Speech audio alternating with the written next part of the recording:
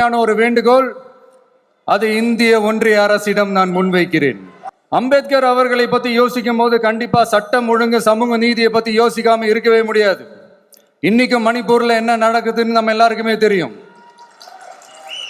ஆனா அதை பத்தி கொஞ்சம் கூட அதை கண்டுக்காம ஒரு அரசு மேல இருந்து நம்மளை ஆண்டுகிட்டு இருக்கு. சரி, அங்கதான் அந்த அரசு அப்படி இருக்குன்னா இங்க இருக்கிற அரசு எப்படி இருக்கு? கரெக்ட். நம்ம நடக்கிற பிரச்சனைகள், நடக்கிற கொடுமைகளுக்கெல்லாம் நம்ம குரல் கொடுக்கணும். ஆனா நடக்கிற பிரச்சனைகள் ஒன்னா ரெண்டா? பெண் குழந்தைகளுக்கு எதிரா, பெண்களுக்கு எதிரா, ஏன் மனித உயிர்களுக்கு எதிரா?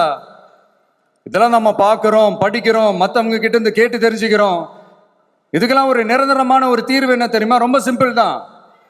நம்ம தமிழ்நாட்டு மக்களுக்கு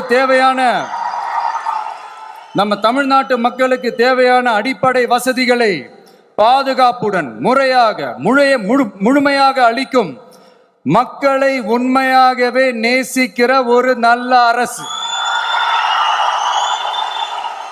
இங்க டெய்லி நடக்கிற பிரச்சனைகளுக்கு சம்பிரதாயத்துக்காக ட்வீட் போடுறதும், சம்பிரதாயத்துக்காக அறிக்கை விடுறதும், சம்பிரதாயத்துக்காக நானும் மக்களோட மக்களா இருக்கிறேன்னு காட்டிக்கிறதும், சம்பிரதாயத்துக்காக மழை தண்ணியில நின்று போட்டோ எடுக்கிறதும் எனக்கு அதுல கொஞ்சம் கூட உடன்பாடே இல்லை. பட் என்ன பண்றது, நம்மளும் சம்பிரதாயத்துக்காக சில நேரத்தில் அந்த மாதிரி செய்ய வேண்டியதா போயிடுது.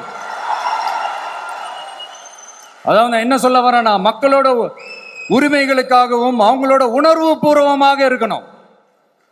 என்ன ஒவ்வொருத்தரும் அவங்க குடும்பத்துல ஒருத்தனா நினைச்சிட்டு இருக்கிற அவங்க தமிழ்நாட்டில் அவங்களுக்கு எங்க என்ன பிரச்சனை நடந்தாலும் அவங்களோட உரிமைகளுக்காகவும் அவங்களோட உணர்வு பூர்வமாக இருப்பேன். எப்பவுமே அப்படிதான் இருப்பேன் என்று எகத்தால முழக்கமிடும் மக்கள் விரோத ஆட்சியாளர்களுக்கு என் மக்களோடு இணைந்து நான் விடுக்கும் எச்சரிக்கை. விடுதலை சிறுத்தைகள் தலைவர் திரு தொல் திருமாவளவன் அவர்கள் அம்பேத்கர் அவர்களுடைய புத்தக வெளியீட்டு விழாவிற்கு கூட அவரால் கலந்துக்க முடியாத அளவிற்கு கூட்டணி கட்சிகள் சார்ந்து எவ்வளவு பிரஷர் இருக்கும் என்று என்னால் யூகிக்க முடிந்தாலும் நான் இப்ப சொல்றேன், அவருடைய மனசு முழுக்க இனி நம்மளோட தான் இருக்கும்.